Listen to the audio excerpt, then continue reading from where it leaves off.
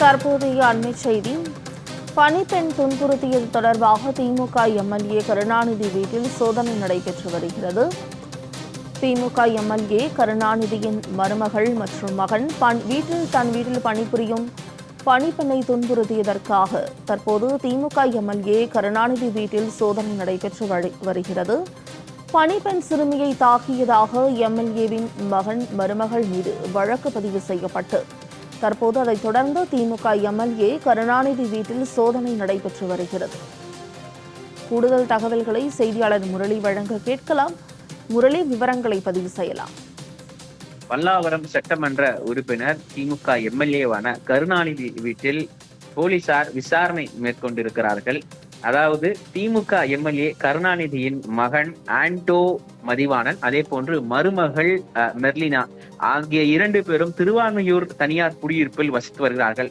இவர்கள் வீட்டில் 18 வயது சிறுமியானவர் கடந்த வருடம் ஏப்ரல் மாதம் முதல் வேலை பார்த்து வந்துள்ளார். இவருக்கு மாத சம்பளம் 16,000 ரூபாய் என நிர்ணயித்த நிலையில் இதுவரை எந்தவிதமான சம்பளமும் வழங்கப்படாமல் அந்த சிறுமியை பயங்கரமாக தாக்கியிருக்கிறார் மெர்லினா. இது தொடர்பாக கடந்த 15ஆம் தேதி அந்த சிறுமியை அவருடைய சொந்த ஊரான கள்ளக்குறிச்சி மாவட்டத்தில் இந்த 2 நபர்களும் தங்களுடைய சொந்த காரில் விட்டு வந்திருக்கிறார்கள்.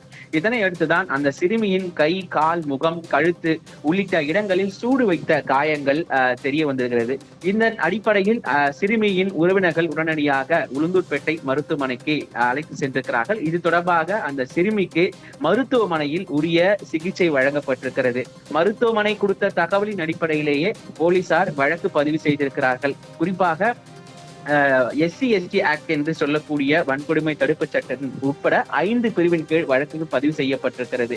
இந்த வழக்கு பதிவு செய்யப்பட்டதை அடுத்து சிறுமியிடம் திருவான்மியூர் அனைத்து மகளிர் போலீசார் நேரடியாக அந்த சிறுமியிடம் நேரடியாக சென்று விசாரணை மேற்கொண்டிருக்கிறார்கள், வாக்குமூலம் பெற்றிருக்கிறார்கள். இதன் அடிப்படையில் முதல் தகவல் அறிக்கையும் பதிவு செய்யப்பட்டிருக்கிறது. முதல் தகவல் அறிக்கை பதிவு செய்து 8 நாட்கள் ஆகியும் மெர்லினா மற்றும் ஆண்டோ மதிவாணன் ஆகிய 2 நபர்களும் தலைமறைவாக இருக்கின்றார்கள். இதன் அடிப்படையில் தொடர்ச்சியாக விசாரணைகள் நடைபெற்று வரக்கூடிய சூழ்நிலையில் 3 தனிப்படைகள் அமைக்கப்பட்டிருப்பதாகவும் காவல்துறை தரப்பிலிருந்து தகவல் தெரிவிக்கப்பட்டிருக்கிறது. அது மட்டுமில்லாமல் ஆளுங்கட்சியாக இருக்கக்கூடிய திமுக உடைய அரசாங்கம் என்ற காரணத்தினால் இதுவரை கைது செய்யப்படவில்லை எனவும் தெரிய வருகிறது.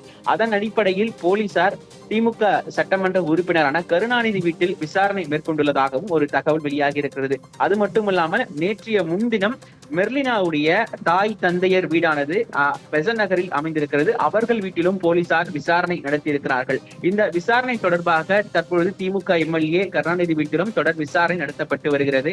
இந்த 2 நபர்களும் எங்கே சென்றிருக்கிறார்கள், மேலும் அவர்களுடைய தொலைபேசி எண் அணைத்து வைக்கப்பட்டிருக்கிறது. ஆகவே அவர்களை பிடிப்பதற்கு போலீசாருக்கு சிரமமாக இருப்பதாக போலீசார் தரப்பிலிருந்து தெரிவிக்கப்பட்டிருக்கிறது. இருப்பினும் திமுக என்ற ஆளுங்கட்சி என்ற ஒரே காரணத்தினால் அவர்களை இதுவரை பிடிக்கவில்லை எனவும், அது மட்டுமில்லாமல் இவர்கள் 2 அதாவது மெர்லினா மற்றும் ஆண்டோ மதிவாணன் ஆகியோர் தரப்பிலிருந்து நேற்று நீதிமன்றத்தில் அவர்களுடைய வழக்கறிஞர்கள் ஆஜராகி இருக்கிறார்கள். அதில் மெர்லினாவும் ஆண்டோவும் ஆஜராகும் நேரத்தில் அவர்களுக்கு ஜாமீன் வழங்க வேண்டும் என அவர்களுடைய தரப்பில் கூறப்பட்டிருக்கிறது. அப்பொழுது இவர்கள் 2 நபர்களும் இருக்கும் இடம் காவல்துறைக்கு தெரியும் என ஒரு தகவல் உறுதியாகிறது. மேலும் ஜாமீன் வழங்கப்பட்டால் மட்டுமே அவர்கள் நேரில் ஆஜராகுவார் என வழக்கறிஞர் தரப்பிலிருந்து கூறப்பட்ட சூழ்நிலையில் தற்பொழுது திமுக எம்எல்ஏ உடைய வீட்டிலும் விசாரணை மேற்கொண்டிருக்கிறார்கள். இதன் அடிப்படையில் சிறுமி இன்று சென்னை கள்ளக்குறிச்சியிலிருந்து சென்னை வர இருப்பதாகவும், குறிப்பாக மருத்துவமனையில் ராயப்பேட்டை அரசு மருத்துவமனையில் அவருக்கு உரிய சிகிச்சை அளிக்கப்பட்ட பிறகு மேலும் என்னென்ன இது போன்ற என்னென்ன சித்திரவதைகள் செய்திருக்கிறார்கள் என்பது தொடர்பாக மருத்துவ அறிக்கையும் தயார் செய்ய இருப்பதாகவும் ஒரு தகவல் வெளியாக இருக்கிறது. இதன் அடிப்படையில் போலீசார் இது தொடர்பாக விசாரணை மேற்கொள்ள இருப்பதாகவும் காவல்துறை தரப்பில் தகவல்கள் தெரிவிக்கப்பட்டிருக்கிறது. முரளி, விரிவான தகவல்களை பதிவு செய்தமைக்கு நன்றி.